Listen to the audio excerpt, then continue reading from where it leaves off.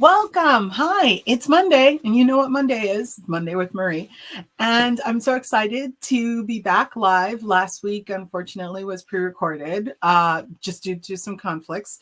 And I've got some really great questions today. So the first question comes from Grant. Grant wants to know, what do I do when I have someone who's really loud and overtakes a meeting or a workshop? Specifically, this is about a meeting. And he gives a backstory. There is a guy that works with me that constantly overtakes the meeting, and I need some tips on how to reduce that. Grant, I love this question because this happens to all of us. We all know this guy. And so, what I would suggest doing is something that AJ Smart, which is a company that works with Design Sprint, advocates. And this is their idea. And I love this idea. It's so cool. And it's called Working Together Alone. So what you do is you get some, and people have probably heard me talk about this. So you get some stickies, and then you get a whiteboard. You'll actually see I have a flip chart paper with some stickies on it. So this is part of that activity I did recently with a group. And I actually do this quite a bit with groups. And so you pose a question. So let's say you're working on a strategy at this meeting, you pose that question, and instead of having people give their answers out loud, you give them a certain amount of time, say 5 minutes, 3 minutes, and they have to write each of their ideas on the sticky. One idea per sticky. Then once everyone is done, the timer goes off. Then you have them actually stand up, post their stickies on the wall, and then read what they've said. No commentary. They can only read what they've written, and then have them sit down. And then what you can do is, after everyone has gone through that, you can then have people take little sticky dots and they can vote on the ideas that they want to discuss. This way, someone who tends to be a meeting hog is not going to hog the meeting because they're not going to be able to express their viewpoints. So that's a really great way of doing that. The other thing, if you are not facilitating the meeting, but you're noticing that this is happening quite a bit in the meeting, pull the facilitator aside and suggest working together alone activity. I find it's a great way to diffuse those voices that are too loud, and it allows those people that are more introverted or introspective to be able to write their ideas so that they're not constantly having to sort of think about, like, I have to jump in before the loud Larry, let's say, is going to jump in on this idea. So that's one, Grant. I hope that helps. And it's a great question. All right. I have a question from A. Johnson. And A. Johnson says, I was recently at one of your workshops. Great. Thank you. And I noticed that at the workshop, you were able to diffuse some people that had the attitude of, I don't need to be here. I know exactly what you're talking about, A, and I know who you are. So I get why you're anonymous in this situation.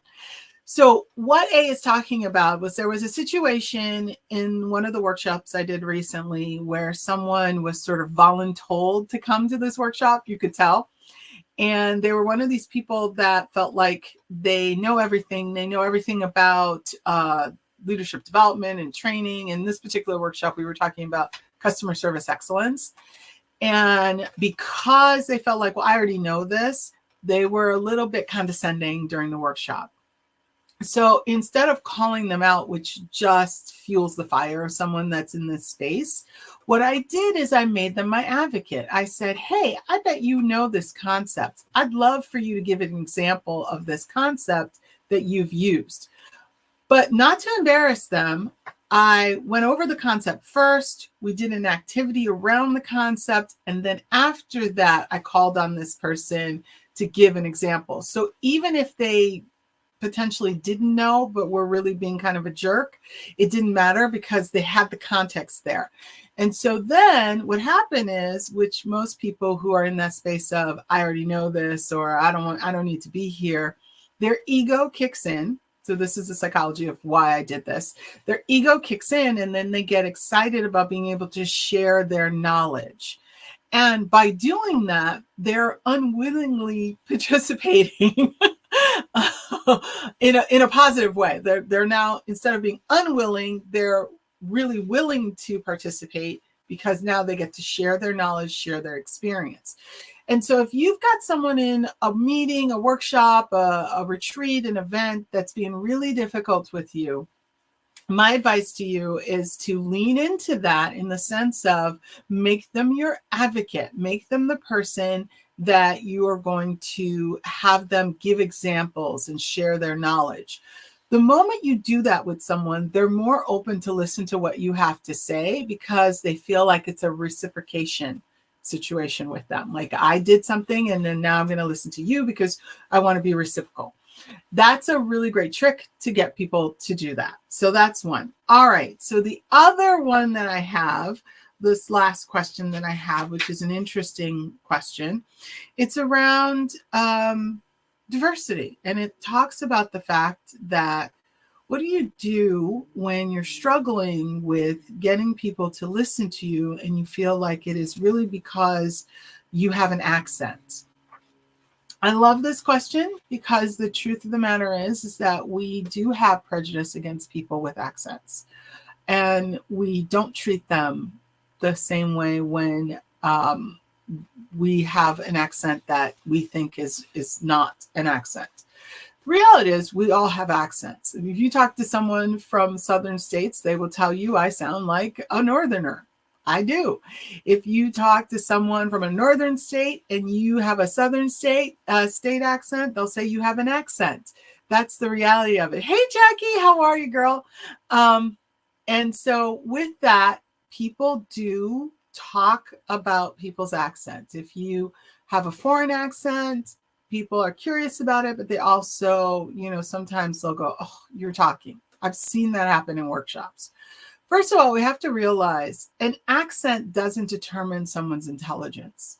That just means that they speak other languages that you may not. And so they have an accent in that language. And so we need to be mindful of the fact of, just because you don't have an accent in one language doesn't make you smarter than the person who has an accent in your language. That's one. Two, it takes a lot of courage to learn another language, and people don't recognize that. It takes a lot of courage to come to another country and learn that language.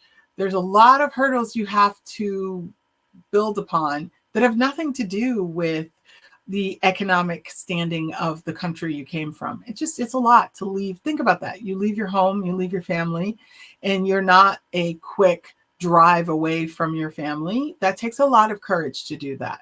And so we need to honor that. Now, as for your question specifically, don't be embarrassed by your accent. Your accent is a badge of honor. It means that you speak more than one language. I'm going to say this joke that's really offensive to Americans, and I don't intend it to be offensive. It's just the joke. And it's, what do you call a person that speaks two languages? Bilingual. What do you call a person that speaks three languages? Trilingual. What do you call a person who speaks one language? An American. And that's the joke. And it is an offensive joke to Americans, because I know plenty of Americans, me being one of them, that speaks more than one language. That being said, there's a point to that joke. And that's why I said it. The point is that we need to be better than the past generations. We need to be better and recognize that being multilingual is a badge of honor. It means that I can go to different countries and communicate. And we need, as citizens of the United States, if you happen to be in the United States, we need to be willing and open to learn about different cultures and learn about different languages. So that's my soapbox for today on that.